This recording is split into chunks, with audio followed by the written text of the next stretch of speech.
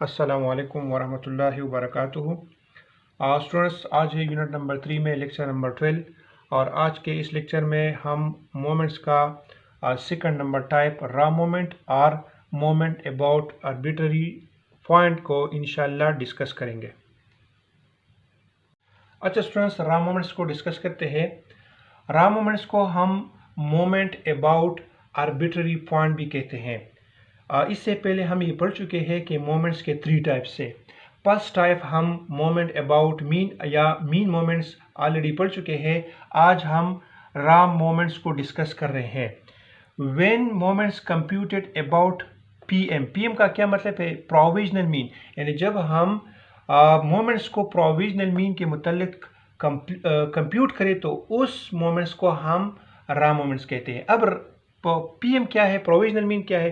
Provisional mean हम data से कोई भी सेंटर वैल्यू लेते हैं तो उस सेंटर वैल्यू को हम प्रोविजनल मीन मानते हैं। ठीक है, प्रोविजनल मीन तस्वुर करते हैं। और प्रोविजनल मीन इसको हम इसलिए कहते हैं क्योंकि वो वैल्यू कोई भी वैल्यू हो सकती है। ठीक है, वो कोई कांस्टेंट वैल्यू नहीं रहती कि बस हमने बस यही लेना है, बल्कि प्रोविजनल मीन हम कोई भी सेंटर से कोई भी वैल्यू ले सकते हैं। ठीक है, समझ में आ गई? अच्छा, इससे पहले हम मोमेंट्स अबाउट मीन या मीन मोमेंट्स को पढ़ चुके हैं। वहाँ पर हम x से x बार को माइनस करते थे, लेकिन यहाँ पर हम x से a को माइनस करेंगे। ठीक है, यानी x बार की जगह हम सिर्फ a को यहाँ पर चेंज करेंगे, बाकी तकरीबन वो फार्मूला रहेगा। ठीक है, समझ में आ गई? क्योंकि वहाँ पर हम मीन मोमेंट्स को फाइंड करते थे, यानी हम x से मीन को माइनस करते थे, लेकिन यहाँ पर हम क्या करेंगे? यहाँ पर हम आर्बिट्ररी पॉइंट यानी आर्बिट्ररी वैल्यू, ठीक है, यानी एक कांस्टेंट वैल्यू हम माइनस कर रहे हैं तो उसको हम a से डिनोट करेंगे, तो इसलिए हम x से a को माइनस करेंगे। ठीक है। अच्छा स्टूडेंट्स, अब जब हमारे पास डेटा पॉपुलेशन का हो तो हम रॉ मोमेंट्स को म्यू आर डैश से डिनोट करेंगे, और जब हमारे पास डेटा सैंपल हो तो हम एम आर डैश से इसको डिनोट करेंगे। ठीक है। अच्छा जी, अब फार्मूलाज की तरफ आते हैं। जब हमारे पास डेटा अनग्रुप डेटा हो, यानी इंडिविजुअल सीरीज का हो, तो फिर हम इस फार्मूला यूज करेंगे, यानी m1 dash is equal to summation x minus a divide by n, m2 dash is equal to summation x minus a whole square divide by n, m3 dash is equal to summation x minus a whole cube divide by n, m4 dash is equal to summation x minus a whole power 4 divide by n। ठीक है। और जब हमारे पास data group हो, यानी group data हो या discrete या कंटिन्यूस सीरीज का हो, तो फिर हम इन फार्मूलाज को यूज़ करेंगे। इन फार्मूलाज में और इनमें फ़र्क ये है कि यहाँ पर हम सिर्फ f का इजाफा करेंगे और n की जगह हम समेशन f लिखेंगे। ठीक है। अब यहाँ पर हम रिलेशन देखते हैं, relationship between mean moments and raw moments. यानी जब हमारे पास डेटा आ जाए और उस डेटा से हम रॉ मोमेंट्स को फाइंड करते हैं और फिर उससे हम उसको हम मीन मोमेंट्स में कैसे कन्वर्ट करेंगे। ठीक है, एंड रॉ मोमेंट्स को हम मीन मोमेंट्स में कैसे कन्वर्ट करेंगे, तो उसके लिए फार्मूला है m1 is equal to m1 dash minus m1 dash is equal to 0। यानी इससे पहले हम ये पढ़ चुके हैं कि जब भी हम मीन मोमेंट्स से नंबर फर्स्ट फाइंड करते हैं तो हमारे पास क्या आएगा? 0 आएगा। ठीक है। अब m2 इक्वल है, यानी मोमेंट अबाउट मीन इक्वल है m2 dash minus m1 dash whole square का, यानी ये हमारे पास क्या है? ये रॉ मोमेंट से, यानी जब हम रॉ मोमेंट से मीन मोमेंट्स को फाइंड करते हैं तो ये फार्मूलास हम यूज करेंगे। अच्छा, m3 is equal to m3 dash minus 3m1 dash and to m2 dash plus 2m1 dash whole cube. ठीक है। अब m4 is equal to m4 dash minus 4m1 into m3 dash plus 6m1 dash whole square and to m2 dash minus 3m1 dash whole power 4। ये रहे हमारे पास relationship between mean moments and raw moments. यानी जब हमारे पास data आ जाए उससे हम रॉ मोमेंट्स को फाइंड करते हैं और फिर हम रॉ मोमेंट्स से हम मीन मोमेंट्स को किस तरह फाइंड करेंगे, तो ये फार्मूलाज हम यूज़ करेंगे। ठीक है, समझ में आ गई? अच्छा स्टूडेंट्स, अब रॉ मोमेंट्स के लिए इंडिविजुअल सीरीज या अनग्रुप्ड का एक एग्जांपल करते हैं। ये हमारे पास डेटा है इंडिविजुअल सीरीज का 1 1 0 2 2 3 1 0 1 3। ठीक है, और यहाँ पर हम a ले लेते हैं 2, ए चुन के हमारे पास प्रोविजनल मीन है, तो हम किसी भी वैल्यू को ले सकते हैं सेंटर से। तो यहाँ पर हम ए ले लेते हैं 2, ठीक है। अब हमारे पास ये फार्मूला है m1 dash is equal to summation x minus a divide by n। तो यहाँ पर सबसे पहले हम क्या करते हैं, x से a को माइनस करते हैं। तो यहाँ पर a हमारे पास 2 है, तो यहाँ पर हर एक वैल्यू से हम 2 को माइनस करेंगे, ठीक है। तो यहाँ पर x माइनस 2 यानी 1 माइनस 2, तो हमारे पास -1 आ जाएगा। इसी तरह 1 माइनस 2, ये भी -1 आ जाएगा। 0 माइनस 2, ये -2 आ जाएगा। इसी तरह ये सारे आपने करने हैं, ठीक है। समझ में आ गई। तो ये हमारे पास x माइनस 2 फाइंड हो जाएगा। अब यहाँ पर ये कहते हैं कि x माइनस ए को ऐड करें, अब इसका सम ले ले। इस कॉलम का अब हम सम लेंगे तो ये हमारे पास -6 आ जाएगा। यहाँ पर हम -6 पुट करेंगे, n की जगह हमारे पास 10 होगा, क्योंकि हमारे पास वैल्यूज क्या है, 10 है। तो यहाँ पर हम -6 को 10 से डिवाइड करेंगे तो हमारे पास -0.6 आ जाएगा, ठीक है। अब m2 dash is equal to summation x minus a whole square divide by n। यहाँ पर x माइनस ए जो कॉलम हमने फाइंड किया है उसका हम स्क्वायर लेंगे। तो इस कॉलम का अब आपने क्या करना है, स्क्वायर लेना है। यहाँ पर -1 का स्क्वायर तो ये 1 आ जाएगा, -1 का स्क्वायर 1 आ जाएगा, -2 का स्क्वायर तो ये 4 आ जाएगा, 0 0 0 0 1 1 -1 का 1, -2 का 4, -1 का 1 और -1 का 1, ठीक है। ये हमारे पास x minus a whole square यानी x माइनस 2 होल स्क्वायर आ जाएगा, ठीक है। अब ये कहते हैं कि इसका सम ले ले।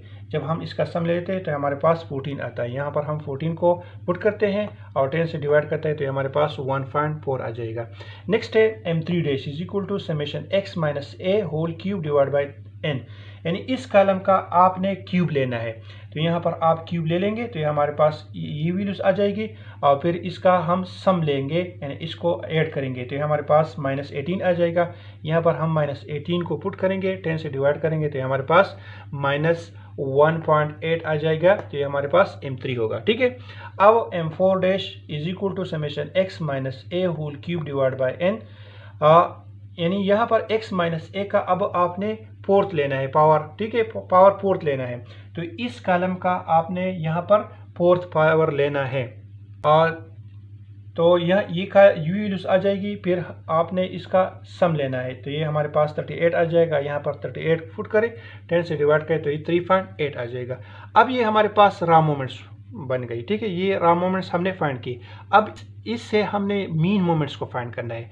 तो मीन मोमेंट्स के लिए हमारे पास ये फार्मूला है। सबसे पहले तो ये है कि m1 हमारे पास इक्वल टू 0 होगा, क्योंकि हम पढ़ चुके हैं कि जब भी हम मीन मोमेंट्स में मोमेंट नंबर 1 फाइंड करते हैं तो हमारे पास 0 आ जाएगा, ठीक है। m2 के लिए फार्मूला है m2 dash minus m1 dash whole square. तो यहाँ पर m2 डैश की वैल्यू हम पुट करेंगे, ठीक है, और m1 डैश के हम वैल्यूज पुट करेंगे और इसकी कैलकुलेशन करेंगे तो ये वैल्यू आ जाएगी 1.04, ठीक है। अच्छा जी, अब नेक्स्ट है m3 इक्वल है m3 dash minus 3m1 dash and to m2 dash plus 2m1 dash whole power 3, ठीक है। तो आपने यहाँ पर वैल्यूज पुट करना है m3 की, m1 की, m2 की और m1 की, ठीक है। तो जब आप वैल्यूज को पुट करेंगे और इसकी कैलकुलेशन करेंगे तो ये वैल्यू आ जाएगी, ठीक है। सिंपल है, बहुत आसान है, इतना कोई मुश्किल इसमें नहीं है। अब नेक्स्ट है m4 के लिए ये हमारे पास फार्मूला है जो ऑलरेडी हम ये पढ़ चुके हैं।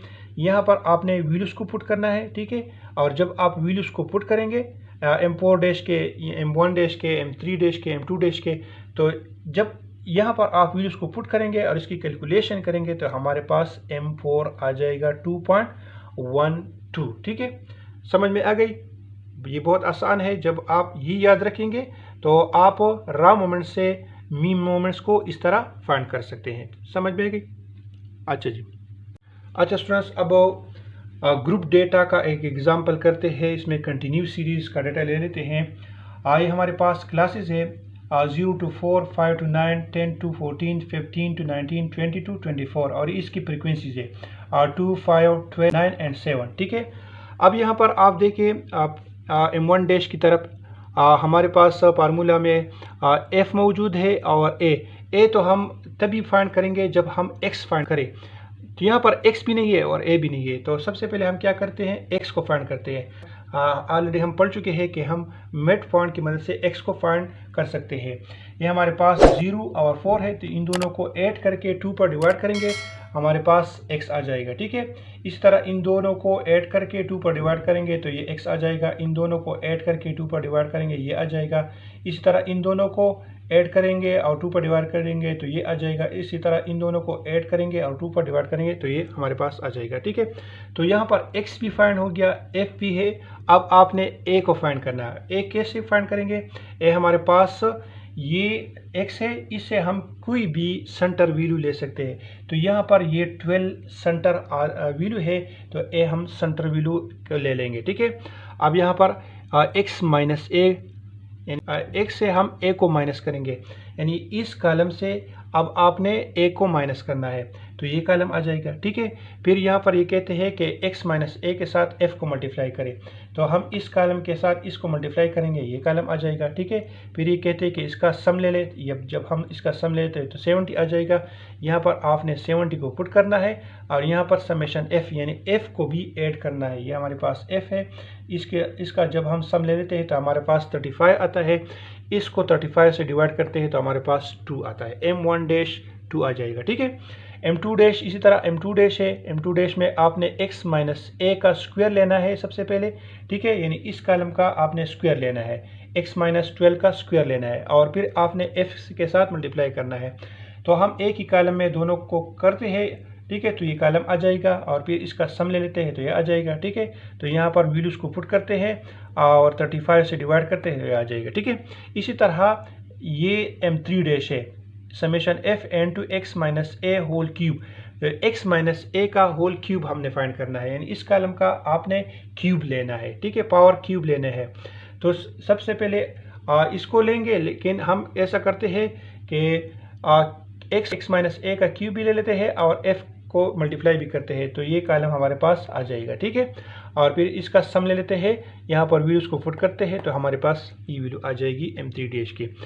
इसी तरह m4 डैश है, summation f into x minus a whole 4 divide by summation f, x minus a का सबसे पहले आपने 4th पावर लेना है। तो यहाँ पर ये वैल्यू, ये कॉलम है, इसका आपने 4th पावर लेना है और f के साथ इसके मल्टीप्लाई करना है तो ये कॉलम आ जाएगा। ठीक है, और फिर इसका सम लेना है तो हम यहाँ पर वैल्यूज को पुट करते हैं तो ये हमारे पास m4 डैश आ जाएगा। ठीक है, अब ये हमारे पास ये तो रहे रॉ मोमेंट्स। अब रॉ मोमेंट से हम मीन मोमेंट्स को किस तरह फाइंड करेंगे? तो ये हमारे पास मुख्तलिफ फार्मूलाज है, इनमें वैल्यूज को पुट करते हैं तो हमारे पास m1 हमारे पास 0 आ जाएगा, क्योंकि हम ये ऑलरेडी पढ़ चुके हैं कि m1 मीन मोमेंट्स का ये 0 आता है। ठीक है, इसी तरह इनमें वैल्यूज को वैल्यूज को पुट करते हैं तो ये m2 आता है। इसी तरह यहाँ पर वैल्यूज को पुट करते हैं तो ये हमारे पास m3 आता है। इसी तरह यहाँ पर वैल्यूज को इन रॉ मोमेंट्स को यहाँ पर पुट करते हैं तो हमारे पास m4 ये आता है। ठीक है, समझ में आ गई? अच्छा स्टूडेंट्स, ये तो था रॉ मोमेंट्स। उम्मीद है रॉ मोमेंट्स आप सबकी समझ में आया होगा। इंशाल्लाह नेक्स्ट लेक्चर में फिर मुलाकात होगी, तब तक के लिए अल्लाह हाफिज़।